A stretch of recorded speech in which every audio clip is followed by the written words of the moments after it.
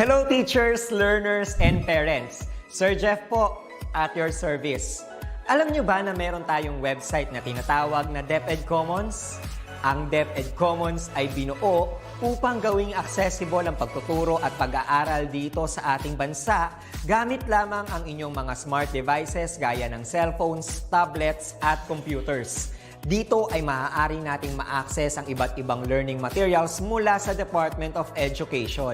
Meron itong mga interactive materials, electronic self-learning modules, at instructional video lessons mula sa DepEd TV na tiyak na makatutulong sa pag-aaral ng mga mag-aaral galing ka man sa public o private school. Walang problema dahil welcome ang lahat dito. Para ito sa mga guro, magulang at mga mag-aaral mula sa kinder hanggang grade 12, alternative learning system o ALS, at pati na rin ang special education. At huwag kang mag-alala dahil kahit walang load ay maaari mong ma-access ang mga learning materials. Tama, libre ito. Ang kailangan mo lamang gawin ay i-on ang iyong data at buksan lamang ang iyong browser at i-type ang commons.deped.gov.ph.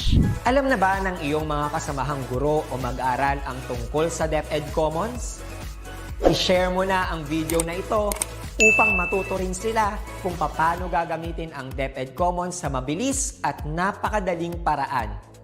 Muli, ito po si Sir Jeff at kita-kits po tayo sa DepEd Commons. Paalam!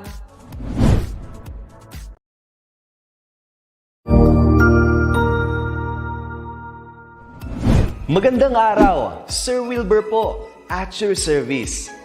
Narito ang ETULay upang gabayan ka sa inyong pag-aaral upang lubos na maunawaan ang iba't ibang paksa o subject. Ang ETULay ay isang free online tutorial class na pinangungunahan ng DepEd Educational Technology Unit sa pamumuno ni Undersecretary Elaine Del B. Pascua.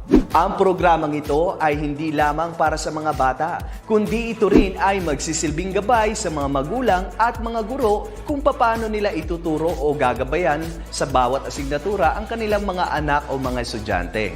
Sa kasalukuyan, ang self-learning module mula sa rehiyon ng Calabarzon at kilala sa tawag na Pivot ang ginagamit sa ating ETULay online class. Kaya ano pang hinihintay ninyo? Ihanda na ang inyong mga ballpen o lapis, papel o kwaderno at samahan kaming itulay ang pagkatuto para sa bawat batang Pilipino. Sama-sama tayong magtutulungan para malampasan ang mga hamon sa panahong ito. Halina't matuto kasama ang inyong online tutor sa oras na ito.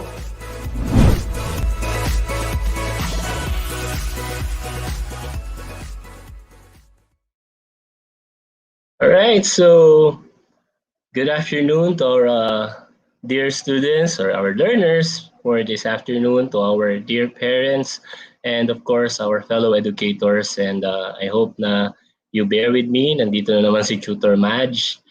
Anong ginagawa mo na sa English?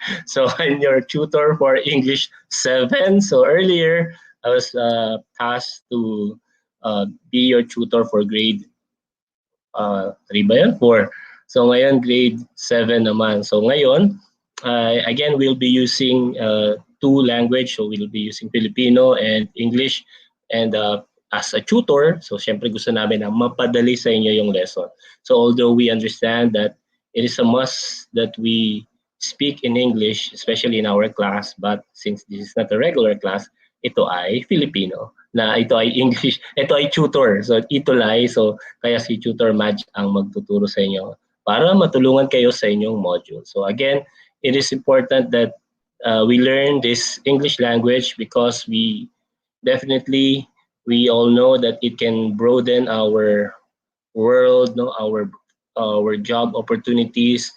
The possibilities are endless if you are able to speak and write a good command of English, or be able to write a text or even academic text or whatever text that you wanted to write, and you are able to write it in a good command English, and that it, there are a lot of opportunities for you. So as earlier as grade 7, as a grade 7 learners, it is a must that you need to practice not just speaking the English language, but also writing it, no? Writing a text in English. All right, so let's proceed. So, ang dami mong sinabi, Sir Mark. Yan, si Tutor Mad Shabi ni Ma'am Cecil, good afternoon. And good afternoon, Mark Edward. And hello po from Liliw, Laguna, si Juan Skyler Conel. So again, hindi naman natin sasabi, Tutor Mad, mga Hapon nga, mga Japanese nga, hindi naman magaling mag-English. Pero bakit sila successful? Bakit sila maganda yung, kumbaga, yung bansa nila ay mayaman, kumbaga, di ba? Iko-compare natin. Yes. Somehow, natin na hindi naman din ang anong language. Pero sila ay nag-aaral pa rin. Mga Koreans ay nag-aaral ng English. Because tayo rin mga Filipino, we are fortunate because we learned English.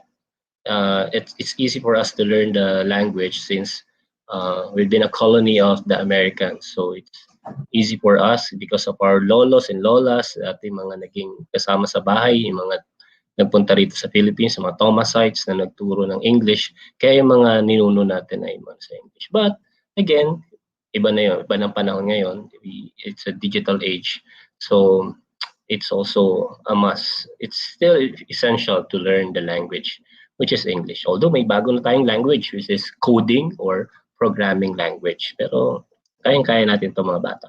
Alright, pa-shoutout po from Marga de los Reyes. Hello sa iyo, Marga. And again, from Davao City Special National High School, si Ma'am Jovelyn. So, good afternoon sa inyong lahat, sa ating mga learners and teachers sa Davao. So, and sa Ligao City Division, Region 5, si JC.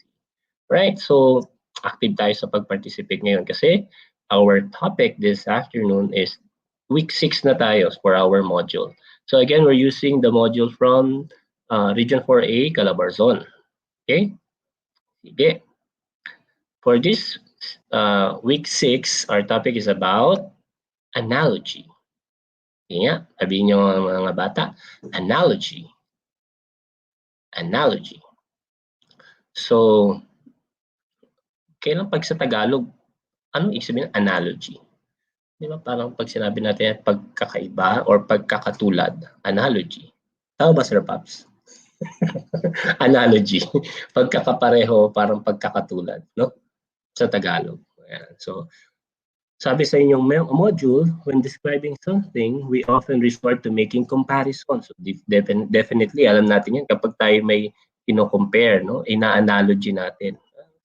Saan ba natin ginagamit? Sige nga sa ating, to our online participants, to my dear learners online, can you type where do you think or oftentimes where do you use or when do you use analogy? Tuwing kailan nyo ginagamit ang pagkukumpara, no, sa inyong araw-araw? Pwedeng sa araw-araw, in your everyday life, or sa pagsusulat. Sige nga, can you give me an example where you're able to compare something? So yes, we need to do comparison to establish a clear idea. So para mas malinaw, no, ang isang idea of what we are trying to describe or explain. When we compare to a thing, halimbawa, kailangan i-describe mo kasi siya eh. Kailangan may paliwanag. May paliwanag mo. So somehow it's the reason why we use analogy. So there are many types of comparisons in the English language, including the use of figures of speech. So tatanda yan, no? Narinig ko na yung figures of speech, Sir Mark. So parang rin ako nagre-recall ng aking mga pinag-aralan ng elementary. So watching from home, sa KCPES, Kidapawan City. Hello po, Ma'am Vicky. Hello po sa inyo. Dati mga English teachers dyan, tulungan niyo ako ngayong hapon na. You can share your own ideas about the topic, which is analogy. Sabi ni Skyler, I comparing words. Right, yes. So, figures of speech. Sige nga, can you name ano yung figures of speech na nagko-compare? Sabi ni Voltis 5, if you want to know the positive and the negative concept. Yes, correct. So, in the English language, meron tayong tinatawag na figures of speech. Can you recall, ano yung dalawa na nagko-compare? Hi po, Serenity Athena. Hello. Ano yung nagko-compare? Nag-start siya sa letter S at nag-start sa letter M. Yung madalas natin ginagamit na nagko-compare. S and M. Very good si Casino. It's Simile. Correct. It's simile. Sabi ni Voltis 5, smile. O, smile tayo. Hindi, nag-wrong, typo. It's simile. Very good si Mark Edward. So, yung isa na letter M ay metaphor. Metaphor. Yan. So, naalala na natin, simile and metaphor. Oo, naalala ko yan ng bata ko. Yan yung namin, nagkukumpara ka rin ng isang bagay or isang pangyayari. Pwedeng ganun. So, simile and metaphor. So, in this lesson, ang focus natin ay isang rhetorical device, which is analogy to compare in order to describe or make a point. So, again, ang analogy ay hindi yan figures of speech. It's another rhetorical device to compare things. So, halimbawa, what can you say about the tree? Or ano yung masasabi mo sa picture na yan about a tree? Sa tree na yan, can a tree be associated to life daw? Ayan, yun yung sa module natin. Sabi ni Andrea, in describing and in making a point. Very good. So, sa inyong module, you need to present your answers sa inyong parents and or guardians. Ano daw yung opinion nila doon sa tinype mo na pag-describe sa puno? Pwede mo bang i-associate ang puno sa buhay? Pwede, no? Sabi ni Genevieve, simile is comparing two different objects with the use of like and as. O, di ba? Nakapag-recall na kagad. Very good. Advanced si Genevieve, Ayan. So, like and as. Kapag may nakita tayong like na word and as, alam na natin yun ay simile. Very good. Ayan. Sabi ni Voltis 5, huge. Ayan. So, a tree, pag dinescribe na niya, this tree is huge. Very good. Okay. Sige. Mabagal ang ating connection, but I hope that you can still see my screen and you're able to answer. So again, yeah, so sabi ni Akailer, thank you. Ayan. So that's your activity. Next natin ay we're going to answer the learning task number 1 natin. So nandiyan na yung answer, hindi na nalagay ni Sir Mark na animation, but i-analyze natin, Kasi nasabi niyo na kanina, same as and like. So, yun yung natin sa simile. Alright? So, sabi natin dito, he is as thin as a stick. Mas payat pa siya sa stick. Para siyang kasing payat niya ng tingting. Mukha siyang tingting. Pero pag sinabi niya mukha siyang tingting, wala nang as. Pero ito, siya ay parang kasing payat or mas payat pa sa stick. Parang gano'n. Para sa Filipino. Pero pag nabasa nga natin kanina, kapag may as na word, ayan na, ituro ni Tutor Match. Kapag may as na word ay correct. So it's a thin. So it's a simile. Number 2, life is like a bag of candies. Yan. So alam natin kung nakalagay lang dito, life is like a bag of candies or life is like a box of chocolates or chocolates. Ito ay simile. Pero dahil may sinabi pa siya, no? Life is like a bag of candies. You never know what you're going to get. So the answer there is analogy. All right? So kung ang nakalagay lang na statement is life is like a bag of candies, so definitely it's a simile. Pero dahil ito ay may explanation pa siya to make a point, so life is like a bag of candies, you never know what you're going to get. So parang napanood ko to sa kay Tom Hanks na linya. Ano to? Anong palabas to? Anong palabas yun? Life, yung sa mga teachers natin dyan, saan nyo ito nabasa? Life is like a box of chocolates naman. Life is like a box of chocolates. You never know what you're going to get. So parang, yes, Forrest Gump. Tumakbo ka, mga bata, I encourage you to watch that movie. So mga grade 6 learners natin, grade 7 learners, panoorin nyo yung Forrest Gump. May inspire kayo dun sa movie na yon. So sa ating mga nanay at tatay na hindi pa nakapanood ng movie na yon, panood nyo sa mga bata. So it will inspire you to pursue your dream, to not be limited sa mga sasabihin ng ibang tao. So basta maganda, maraming life lesson yun. So panoorin nyo yung Forrest Gump na yun. So, ayan. Speaking, alam ko yung sa mga boys natin, pag may mga may hilig sa shoes, Forrest Gump shoes, parang sapatos yun. Ayan, may similar yun dun yung sapatos niya. So life is like a bag of candy. So a box of chocolates. So it's an analogy. Number 3 natin is life is a wonderful journey. Ayan. So life is a wonderful journey. So pag ang word ay ang topic ay walang like, walang as, at direct niya na ang mas direct yung simile. Pero yung metaphor, hindi indirect, pero alam mo na kinumpara niya doon. Kasi di ba, ito as thin as stick is like, kumbaga, direct niyang sinabi na bag of candies yan. It's like a bag of candies. Pero ang metaphor, hindi niya mini-mean, pero yun yung meaning. Kumbaga, nag-gets yung mga bata, yun yung meaning niya. So, ikaw yung mag-aano na, yun pala yung meaning mo. Hindi katulad ng simile na may like or as. Okay? Gets? Ganun lang yun mga bata. Yan yung natin keyword natin dyan. This problem is a death sentence. Diniretso niya agad. Ito problema nito ay death sentence. So, it's a metaphor. Sabi ni Cherry, pa-shoutout po. Hello sa'yo, Cherry. Ingat ka palagi. Ayan. So, next natin ay number 5. Teaching students requires the same passion you would give to plants in a garden. Nurture them, care for them, let them experience both light and dark. Soon they will grow and bloom like you expect them to be. Ayan. So, ang daming sinabi nino. Pero, ibig sabihin niyan, sinasabi na kayong mga bata ay parang mga halaman. So, parang kino-compare na kayo sa isang halaman na kailangang alagaan, kailangang lagyan ng pampataba, ayan, ingatan kayo palagi para yung pag-aalaga sa halaman, para paglaki ninyo ay kung ano yung inaasahan namin na kayo ay maging balang araw ay yun ang mangyari sa inyo. So, parang halaman. Alright? So, pero dahil ang daming natin, it's an analogy. So, to make a point. So, in-explain. Alright? And then number 6 natin. Hi, Annalyn Yapang. Good afternoon sa iyo. So, I hope na may napupulot kayo, at lalo na sa ating mga learners na grade 7 learners. Kasi ito yung module ninyo. Number 6. Her smile beams like the sun. So, ang keyword natin kapag may like at as ay simile. So, inanalyze lang natin mga bata, kasi si Sir Madge nang madali.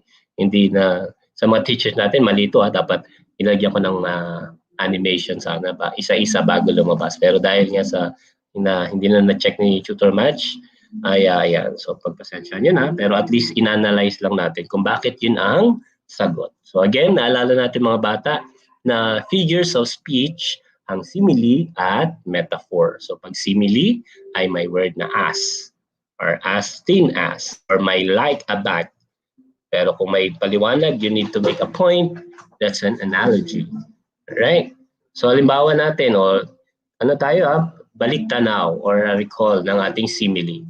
So, again, as busy as a bee, as a bug in the rug.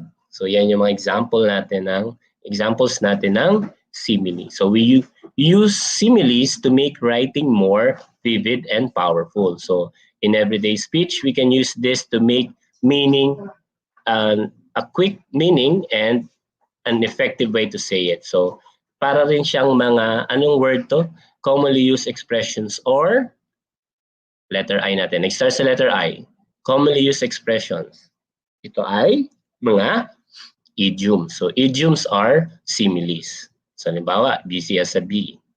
So, yung mga idioms natin, mga idiomatic expressions natin. Alright? So, halimbawa, yung snug as a bug in a rug.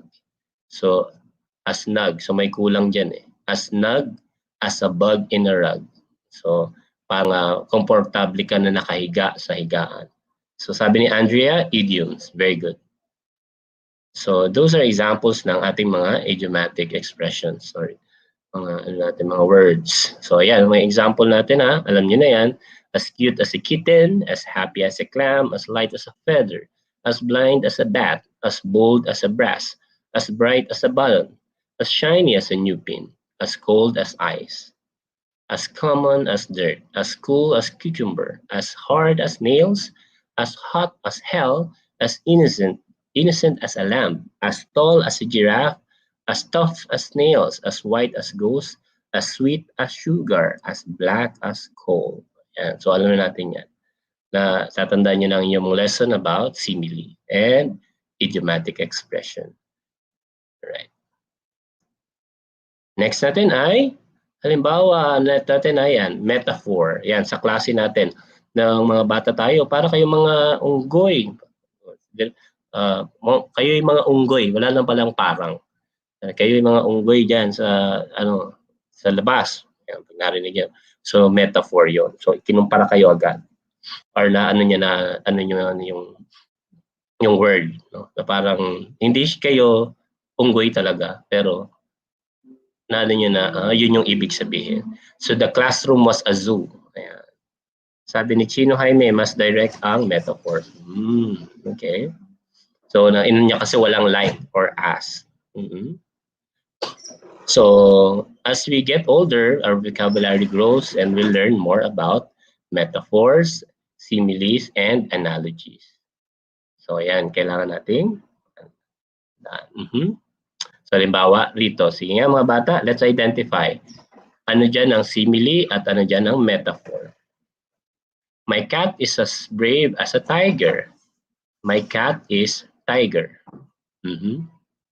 My cat is a tiger. My cat is as brave as a tiger. So, kita natin na ang as brave as, yan, ang keyword natin ay may as a tiger. And my cat is a tiger. Okay. The first one is simile, sabi ni Chino, very good. And ang next sentence natin ay, yes, it's a metaphor. Great. So, again, remember, ito yung difference natin sa analogy and metaphor. So, when we're saying analogy, it is what is expressed.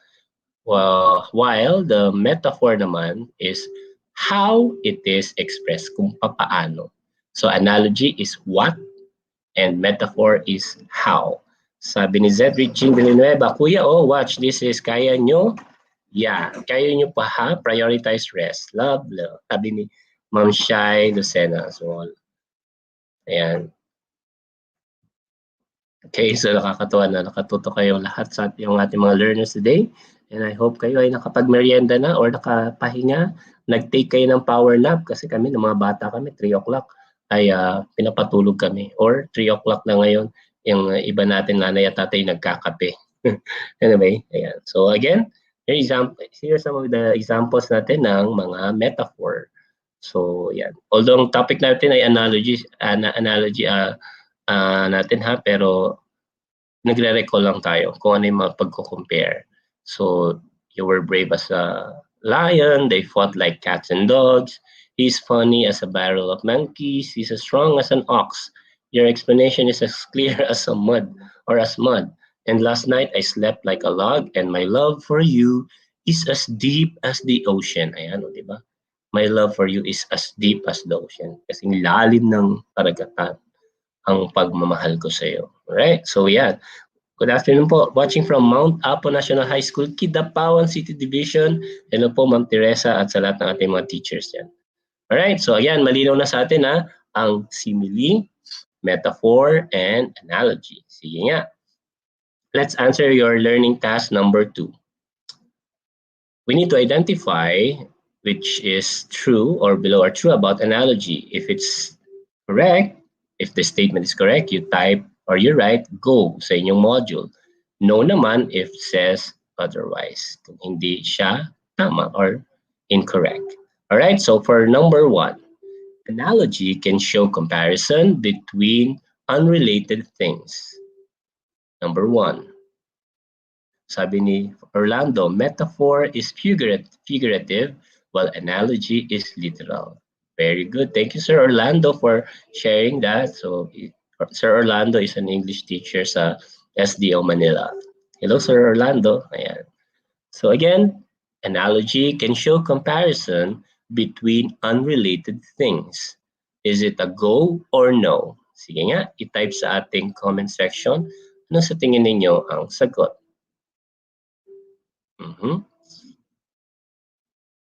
So what is your answer? Number 1. Sabi ni Voltis 5, it's a go. Correct. So the answer is go. Ayan. So correct that we should remember that analogy can show comparison between unrelated things. Question number 2, or statement number 2 rather. Analogy is just another term for simile. Analogy is just another term for simile. Is it a go or no? Hello po, Ma'am Early, Sebastian. Good afternoon po. Number 2. Analogy is just another term for simile. Sabi ni Cherry Bautista, it's a correct. It's a no. So analogy is different from simile. So simile is a figurative speech. And analogy is used to compare sa mga rhetorical writings natin. So sabi nga ni Sir ay literal. So number 2, correct si Chino, si Voltis 5, correct. Ayan. Very good. So active yung mga learners natin. Si Adelaida, I know din ang sagot. Alright, so statement number 3. Analogy can be used to explain a point. Analogy can be used to explain a point. Is it a go or no? For our statement number 3, is it a go or no? Alright, so Andrea Batang and Lita Samoy answered correct. So correct answer is go. So remember kids, remember to our dear learners that analogy can be used to explain a point. So when you have something to compare, so you can use analogy. Number 4, some analogies compare relationships. Some analogies compare relationships.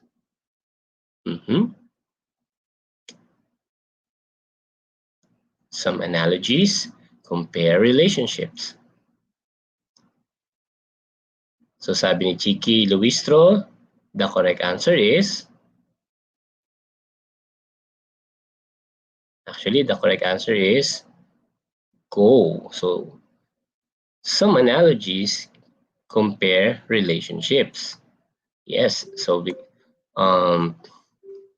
we expound comparison to express or to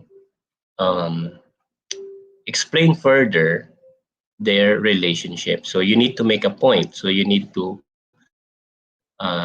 somehow or sometimes to compare the relationships of the two.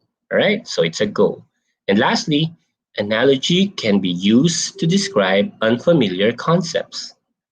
Analogy can be used to describe unfamiliar concepts. Sabi ni Chino and Jalen and Jean Russell, it's a go. Very good in si Voltis 5. So the answer is go. So ayan, so G-O, go, and number 2 is no, and the rest are go. All right, very good.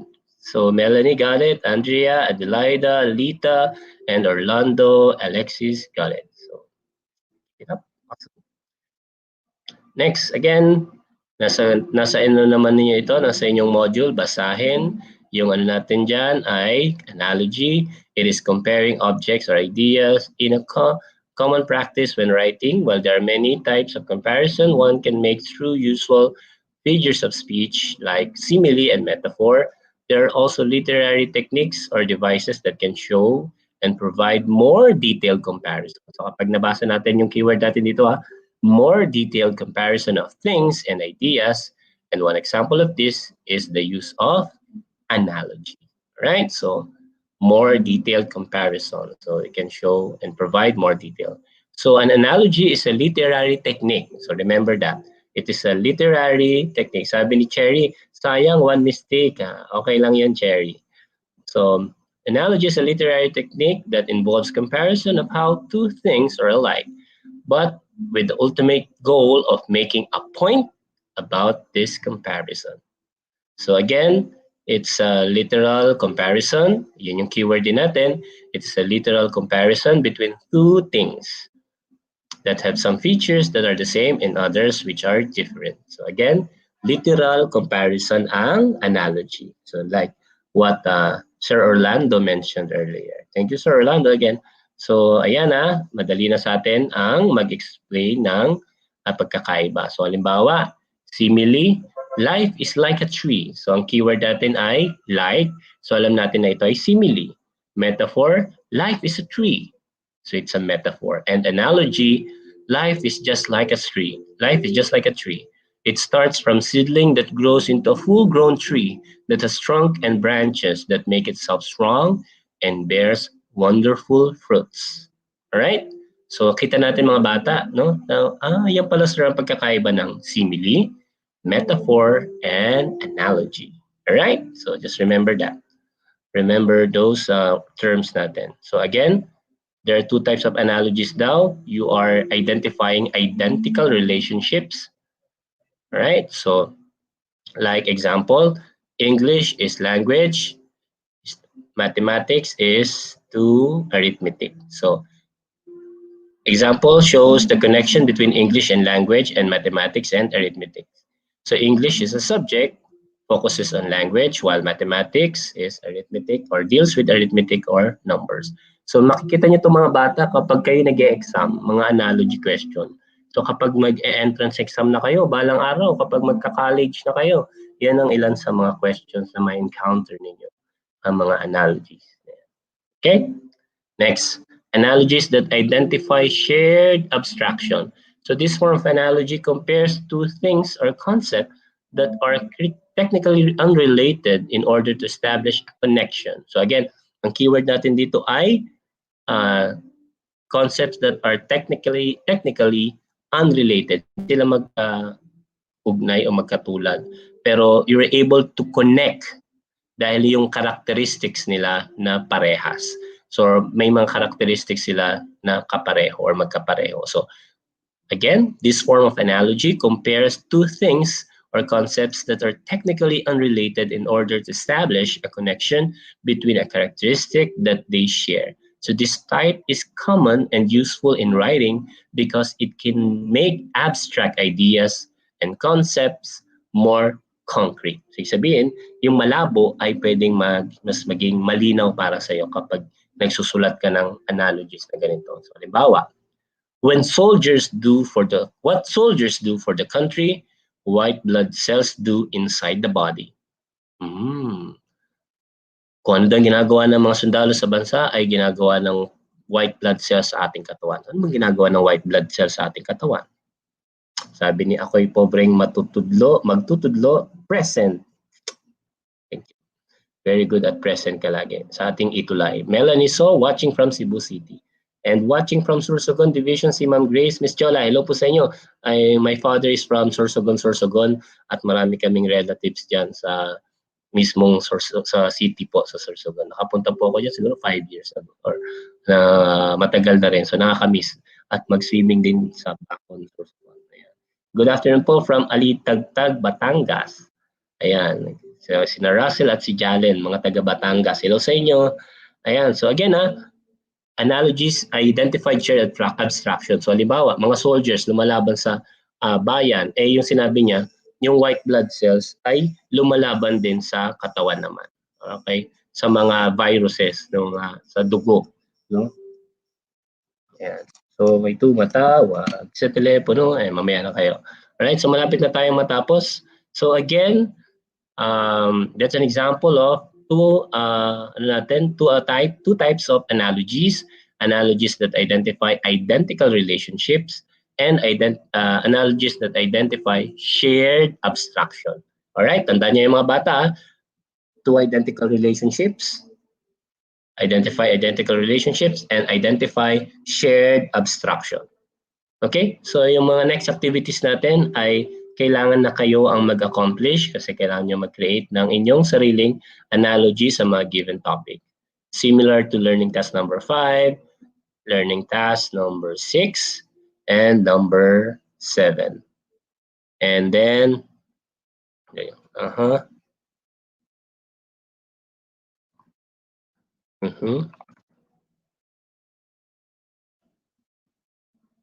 Okay. And then, may question tayo na personification. Alam ko kapag kino-compare mo na ay tao, sabi ni Cherry, Sir, ano po ang hint pag personification? Kapag may nabasa ka na nire-relate siya sa tao, that's personification. Okay? Parang ano rin siya common form nga din siya ng metaphor. Pero kapag ano ay kinompare mo na sa tao, nabasa mo ay ah, pang ginagawa siya ng tao, personification yon. So halimbawa, my alarm yelled me in the morning. So parang yelled at me in the morning. So parang sumisigaw ba yung alarm? So gano'n. Parang kino-compare mo sa mga ah, ginagawa ng tao. So pinipersonify mo. That's personification. Yan, so bumabalik tuloy yung English ko na ano. Anyway, so again, yung mga next natin. Thank you, Cherry, for asking that question. So marami mga figures of speech na kung alam niyo yan mga bata, ay mas kung kayo gumagawa ng mga creative writing, yung mga kwento, at saka yung mga daily na binabasa, doon mas naeengganyo yung mga readers kasi nga yung mga local, hindi naman ano, mga jargons no, or mga words or mga phrases na nababasa or nakiririnig nila sa araw-araw, yung mga ganyan, mga figures of speech, mga like simile metaphor, mas na-imagine nila yung kinukwento mo. Unlike kung sasabihin mo lang ng ganitong literal na statement. Pero kapag medyo parang, kumbaga parang mga Harry Potter, ang ganyan, parang nag-aano ka ng, pin, pinapunta mo kami sa isang lugar na nai-imagine namin because of that paggamit mo nga ng mga figures of speech. So, iba kasi yung mga bata, mga anak, yung mga academic writing. Kasi hindi pwede mga bola-bola doon or mga kwento-kwento na ano. Kapag academic writing na, iba yun. So, kailangan ninyo maging direct at maging precise doon sa mga sinusulat ninyo. At yung mga words ay iba rin ang paggamit. Academic words. So, bawal yung mga jargons. So, academic words. Right? So, unless yung pang research mo or pang academic text mo ay for a specific uh, professionals. Ayan. Nakakalito po kasi ang personification sa metaphor. Yes, minsan talaga nakakalito siya. So kaya kailangan basahin nyo mabuti kung ano yung sinasabi. Kung ano ba siya pang kino-compare sa tao or not. Okay? Alright. So to end our session, mga bata, remember, analogy is different from simile and metaphor because it is a rhetorical device rather than a, so anong tawag sa mga simile at metaphor? Rather than a, correct, figures of speech or figure of speech. So analogy is different from simile and metaphor because it is a rhetorical device rather than a figure of speech. Generally, analogies are clustered into two types.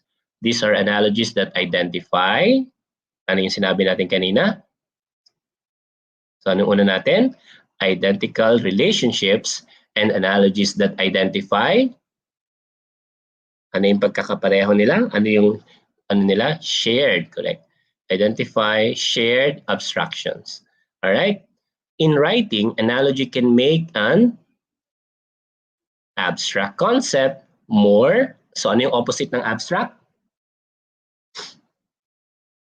Ano yung opposite ng abstract? More concrete by providing a more detailed description or explanation. Analogies work by describing or explaining one thing by examining its similarities with another thing. Very good, Andrea and Chino. Very good. Analogy is a literary technique compares two unrelated objects to terms or objects in terms of their shared qualities. All right? So, yan yung last na learning task ninyo sa ating lesson about analogies. Alright, so I hope na marami kayong natutuhan at nasagot natin ang inyong module and sa mga succeeding or mga next ninyong learning tasks or activities ay naiintindihan ninyo at magagamit na ninyo ang mga pinag-aralan natin or what we have learned today. So I hope that I was able to share my ideas and we have achieve our learning objectives this afternoon. So with that, I'm your tutor Madge. Ingat kayo palagi, stay strong and healthy at mag-aral ng English. So again, English is just like exercising. You need to practice. It takes time and it takes patience. So read books, watch English movies, and practice in front of the mirror how you speak and practice writing. All right.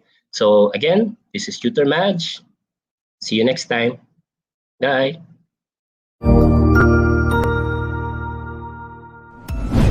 Sigurado ako na marami ka na namang natutuhan sa ating ETULay tutorial session ngayong araw. Tandaan, ito ay hindi lamang para sa ating mga mag-aaral, kundi pati rin sa ating mga minamahal na guro at mga magulang na kaagapay natin para maituloy ang pagkatuto sa kabila ng nararanasang pandemya.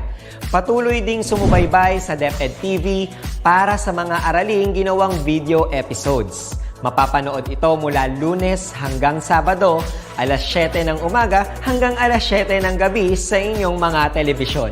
Abangan bukas mula 1:00 ng tanghali ang iba pang aralin sa ating ETULay free online tutorial session sa Filipino.